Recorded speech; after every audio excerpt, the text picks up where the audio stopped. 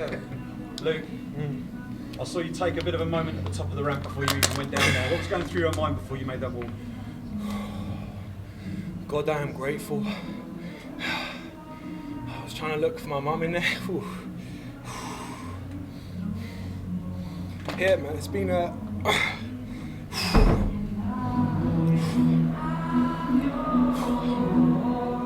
It's a big moment for me, man. And to get in there and put on the performance, you know, you listed the promises that you made during, and the predictions that you made during fight week when you spoke to us earlier. Sir. Take them all off at the end. Sir. What did it mean to get that win and to do it with a finish against such a respected opponent like Yannick? It meant everything, man. I just had a moment with Yannick backstage. The respect I have for that man, I didn't want to disclose it, I didn't want to think about it during fight camp, but I saw an interview a few months ago of him, like me, a flipping big softy, man, crying. He has sons, you know, he puts all his life into this game, and he cried in the interview and he just showed nothing but emotion, man, and he lives the art of a samurai, and I flipping respect that man to the end. So yeah, it was actually really hard for me to see him down. Normally, you know, I expect them to fall and I relish in the violence. This one was a bit bittersweet, but as I progress, I'm gonna fight men of the same caliber. I'm gonna fight men who fight for their families, put bread on the table. So I need to get used to that. I need to get used to hurting individuals who I respect. So yeah, it was a moment. I was in that cage. I was, like I said, I was looking for my mum, for my sister, let them know I'm all right. Looking for my granddad. You know, these guys have been with me from the jump. This is a moment for me, man. I appreciate everyone coming. I love Bellator for this. I love you, God. You're listening. He was with me tonight. Yeah, just relishing in the moment. This is big for me. I'm very proud of myself and proud of my team, my family. My pops has been with me from the very start. I flipping saw him tearing up a little bit, a little pussy, do you know what I mean? I'm joking, Dad. Don't beat me up, please, sir. No, but yeah, this is a big moment for me. You talk about moments, and it was probably the first time a lot of the people in this arena had seen you fight. Mm-hmm. So to go in and make such a big statement and to just stand in the cage at the end with your arms outstretched like that with 8,000 to 10,000 people all on their feet. Has a star been born here at the Wembley Arena tonight? So that's in the eyes of the beholder, you know. I have nothing to do with that. I'm here for violence. I told you guys from the start of camp, from the start of this week, I said I'm here for war. I was ready to die in there. I was gonna come home with my shield or on my shield. Yannick fell, I came out the winner, but this is what I'm here for. If Bellator choose to re-sign me, this is what I will do every single fight. Ben Parrish, I called him out, I meant it. You're a savage, nothing but respect for you. You've been deemed a prospect killer after your last fight. I'm a prospect, let's put it to the test. I'm willing to do that every single time I step in that cage, put my life on the line. I'm here to provide for my family, to build a life for children who deserve it. This is what I do. You said that you had a hit list. So, before miss. the fight. Sorry. Why Ben Parrish? Because, like I said, I have respect for the man. You see what he did to his last opponent. He's a savage. Everyone doubted him. He was a big underdog, and he thrived in it. I looked to the betting odds for this fight, and I was a huge favourite. I went in there thinking I am the underdog of underdogs. The guy's 9-5. He is a tested veteran. He's fought across the globe for multiple world championships. I was going in there an underdog. I was going in there with something to prove. I'm looking at Ben Parrish the exact same. He's a savage. I have to test myself against every savage in there. I want nothing but hard fights. I'm going to build, I'm going to be smart, but I want guys of my caliber or higher. I believe Ben is that man. I need to get out in the States. I need the cheddar. I need to fill the fridge with the bread. And that's how I'm going to do it. I have to create my own legacy. I have to build a narrative. Yeah. Ben is my narrative. I was going to ask, obviously, you said you're really keen to get over to the States to fight. You know, how much would it mean to you to be able to take a fight, you know, next in the States? And you know, do you think that will give you the opportunity to really show yourself to the American audience? Yeah. That's no disrespect to the UK or Europe MMA, but you've made it once you get to America. America is the Mecca. America is the hub of MMA. Bellator run shows during Europe, but I know especially now, since they've cut back their shows, Most of their shows are running in America. My plan next year is to have minimum of 4 fights. I'm only going to do that if I get to fight out in the States. A couple fights in Europe would be dope. If I could come back to Wembley, put me on the main event, whoever runs the main event, whatever camera's my camera for that, you know, but I have to earn that. And getting out to the States is something I have to earn as well, but I believe that's where I'll build a bigger name for myself. That's where I'll be able to do more good in the world, so get me out there. I need to see what my foot's saying. It feels broken, but I've got adrenaline in me right now, so we'll see. I'm shaking because of the coffee. I'm not crying again, I promise. But yeah, once I'm healed up, I believe I'll be ready to go by December, maybe January. That gives him some time to prepare, me some time to prepare, put on another savagery performance. More war. I want more war. I want more opportunities to test my courage, to test my spirit, and I believe he's the man to do it. And you've spoken about, you know, the greater good, you know, the things that you want to achieve, you know, with helping, you know, children in care. Yep. Does that motivate you to push your career further and to give you that extra motivation when you go in there? It does. It does. I don't just fight for me in there. I fight for my family. But more importantly, I've said it before, my passion is MMA. I've worked my entire life to fight in MMA, to be the best savage I can in there. My purpose in life is to help. The only way I can do that is to build a platform outside of fostering, outside of childcare, so I can afford the means that I need. I can't just build a child's home like that. It takes funds. It takes a platform for people to donate, for people to get behind me. The only way I can do that is by building a platform here in MMA. I translate that into childcare. I build children's homes. I build lives and love for other children who don't have that, who deserve that. And the two go hand in hand. Savage in the cage, try and help others outside. So, what is the dream? What is the big picture? What is the goal for you, the end goal? Right now, and it might be a low ceiling, but right now, I'd like to have a few children's homes across the UK to start with. I'd like to build, like I said it before, what my mum and dad have done for children is incredible. We looked after 37 children, and we've been able to make a difference in their lives. They come from absolute trauma, from heartbreaking stuff, and we're able to provide that. Oh, wait, do not cry again, sir. Hold it together. Thank you, Dad. The things that my mum and dad have done for the children that we've looked after, I want to be able to do for other children, but on a bigger scale. We're only one family, and there's only so many foster families out there who can do that. If I build a children's home, I can create a staff of people, like-minded human beings who want to help, and we can get multiple children in. You know, foster families can only house as many children as their homes have bedrooms. Children's homes are designed to help those who don't get the opportunity to go to a family like my mum and dad. I want to be able to build something that can do just that on a large scale. 10, 20 children in one house. I don't know if you guys know, but Tracy Beaker, similar to that.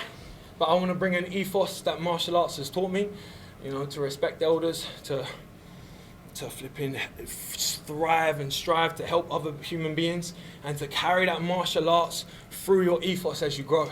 The children that we have now, they're going to be amazing human beings. That's because my mum and dad, partly me and my sister, have raised them to be a certain type of human being, given them the tools to go and thrive and help others. It's the goal, man. To see a child leave your home, loved, warm, welcomed into the world with that trauma behind them. There's no better feeling, man. I'm not going to cry again. I don't appreciate you trying to make me cry. Alright? I'm joking. Two from me, if you don't mind. You mentioned after the fight. My brother. You mentioned after the fight, it was the first time that you've been hurt inside the cage. So what was it like to experience that first? It was dope. I'll be honest, it's going to sound strange, but I got rocked. The whole time, I was saying to myself, with my shield or on my shield, I'm prepared and I'm at peace to die tonight. If that's my life, that's my life. I've lived a great one. I got hit. I was like, ooh, tasty, go. I hit him. Ooh, he said, tasty, let's go. Then I knew it was back and forth. I said to my coach, I made a mistake. I should have slowed it down. In my mind, I thought, just savage, savage, savage. Try and hurt him, try and hurt him. And I saw punches coming and I rushed. In sparring, I would have said, what? Slip, counter. Slip, look, counter. Instead, I saw a punch and I threw a punch without thinking about it. That's not how you should fight. In sparring, I'm so calm. In here, I have thousands of people shouting my name, screaming, noise. The cage, the flipping re-signing of my contract. My coach is there watching, everyone's screaming. There's a lot going on. The more I fight, the more I'm able to slow things down. I see a punch coming, I take my time, boom. That I could have finished him there clean. Wouldn't have had to bust my foot. Wouldn't have had to get rocked. These are things I'm learning. You know, I'm 5-0. I'm 5-0, everyone. I don't know if you realise that now. Boy, let's flip and get it. But as I fight more, I'm going to be able to see that. I'm going to have the ability to see shots coming and fire when I need to fire. And not off panic, off choice. My coach, Mickey Papas, talks about choice. See a shot? Choose. Relax. It's not there, it's not there. It's there, go. Instead, you go off what you think is instinct, but it's not, it's panic. So as I progress, I'm going to learn how to deal with that. I'm going to learn how to fight smarter, but this is a learning curve. Oh yeah, just 2 more for me. Sir. This is a hard fight, very back and forth. What experience do you feel like you've learned from this fight, as you just talked about? You just said I got rocked for the first time. I know what it's like. Iron. Do you know what I'm saying? Until it's not. Everyone has their day, but right now I'm granite. So I know I can take a punch. I know I can fight a man who's more physically imposing than me. I know I can use my elbows. I know I can teep someone in the face. I know if I kick someone's shin with my foot, it's a bad day for my foot. There's many lessons I've learned. So I know I can fight in front of thousands of people and it won't bother me. I know I can fight on home soil. Pressure, flipping. I learned a lot in this fight. And then my last one is, I quickly want to read a quote from Errol Bahati. He says, Luke Trainer appears to be one of the real good guys in the sport, happy for his success, great win for him moments ago as he improves to 5-0. So what's it like to get recognition from Errol Bahati? Ariel keeps sliding in my DMs anyway. Before the fight, it was non-stop. No, I'm joking. Ariel, you're a flipping legend. No, he reached out to me after the Milan fight, wished me all the best, and he mentioned me in his podcast at DC. It meant a lot to me, you know, as an up-and-coming fighter who looked up to him as a journalist. Hopefully one day I'll be able to speak to him in person or in his little Zoom call with his office. Flipping, that's a dream of mine, one to tick off. But yeah, hopefully the more we progress, the more interviews, big interviews like this, I'm going to be able to learn how to deal with that. The gift of the gab is important in this game, so. Well, I'm sure you just pitched yourself a video call with Errol Bahati. So, I know he does Monday and Wednesday shows next week. I'm free for 9 to 5, Ariel. You know, be on my schedule, please. All right, not at New York time, but no, anytime, sir, please. Luke. Fantastic performance. And thank you very much, sir. Thank you. Luke, you mentioned obviously that you're 5-0, so you're still very young in your career at the moment. So, how do you intend to deal with the pressure? I mean, you've taken off on social media tonight. We've all seen following your performance. So how do you intend to deal with the pressure? There's a potential that you're going to be given a big fight next. And so how do you intend to deal with that? Like I said at the start with the interviews in the week, there's pressure. There's real pressure in life. There's you know, like I said before, there's a pressure of an 8-year-old girl coming to our house with the worst trauma you could expect, and your job is to make sure she leaves your house loved and welcomed and with that trauma behind her onto a better family. There's that pressure. If you don't do your job, a human being leaves your house the same. That's pressure. In here, I'm either going to die on my shield or I'm going to come back on my shield. 2 ways. The pressure is there. That's it. I either win, I lose. I live, I die. I'm fortunate enough to have outside things that have caused larger pressure. This is my passion. I love this. I win, I lose, that's it. I'm at peace with losing. I'm at peace with winning. There is no pressure.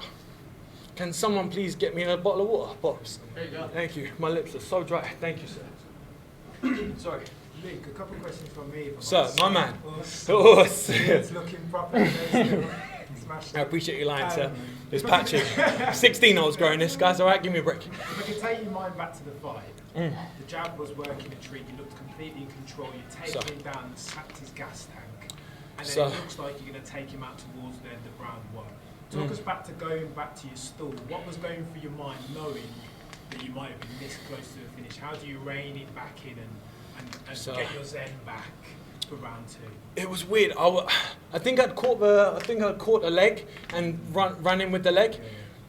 When we were training, the goal was to, once we get him down, to be violent, and I wasn't violent enough. It was, I can see Mickey smiling. I'm gonna get an earful when I'm backstage, I know, but I could feel myself laying on him, thinking, let's go. He won't do anything, let's go. And it was little shots, little shots. I'd seen his last fight against Melvin, and he was violent and put him away. And I thought, any minute now, I'm gonna be violent. I didn't see the opportunity, and I didn't go. Another thing where I need to, what I would have done in training, grab the wrist, pin the wrist, Khabib, smash, put him away. I would have seen the shots coming, put them away. Here, I don't know, the noise stopped me from doing that. Major learning curve. I got him against with a body lock. In the gym, I take everyone down with a body lock. For whatever reason, I held him against the fence. Mickey again will tell me what I did wrong. I didn't go to number one. I didn't chain my wrestling. Again, when you're in there, it's hard because you've got so many things going on. I need to learn how to tunnel vision more. I've done it in previous fights, but I think I've had 3 fights in 3 years. Ring rust is real. The more I come, the more I'll be able to slow things down. But again, it's just a learning curve. I did what I need to do. I put them away. And first time I put someone down with an elbow, I think I put him down. Did I hit the elbow and he fell? Yeah. What? Muay Thai? Come on! Shout out to Dave Fenson out there who helped me with my elbows for this camp. But yeah, so there's things I've done great. There's things I didn't do too great. Lots to work on. That's the beauty of this game. I'm always going to learn. And you say you're right, you're talking about the spinning back fist then? He hit me with a spinning back fist? Yeah. He did, right? That was, yeah. Woo! It didn't look like you were right. No, I felt it, and he smiled, and I was like, well, you got me with something. But, you know, when you're in there, it's like, yep, we're moving. But he hit me with a couple shots. He hit me, I went southpaw, didn't do what I was supposed to do, and he caught me first with a kick. I was like, damn, that's what I was going to do to you cheeky boy. So again, there's loads of things I need to do better. But we get the win, we move on, we re-sign. Cheddar, wherever you're at. Scott Coker, Jude Samuel, please, a little bit more money would be lovely. But yeah, so yeah, things I need to do better. And the last one from me, Luke, if you can talk to 2 moments. So obviously you've got the moment, there was a moment where you, like post-fight, where you kind of just opened up your hands and you soaked it in. Not meaning to make you cry, I promise. It's okay. The moment, obviously, with your old man where you embrace, talk to those, what does it mean to you to have your old man in there with you, marquee victory, on to the next one? Talk Everything. To emotionally. I've said it before, my dad is my hero. I've always said that if my son will look at me the way I look at my dad, honestly, man, it's a beautiful thing, you know. This is why I had so much respect for Yannick. I see him and his children. I had to, when I was scrolling through his Instagram and stalking him, I had to skip those photos because I thought, no, don't do that. He's good with his sons. Put that out of your head. Fathers, man, if you're listening, you're a dad, you have so much responsibility. That's pressure. Being a dad is pressure. You know, you got to raise another man to be a good man. I'm fortunate enough to have my dad as a good man. I can be like him. That's a moment. When I was in there looking for my mum and my sister, when I was in leisure centres, they were right there. And I was like, mum, dad, mum, LJ, I love you. There I'm scouring, I'm like, everyone looks like ants. Where are you at, you know?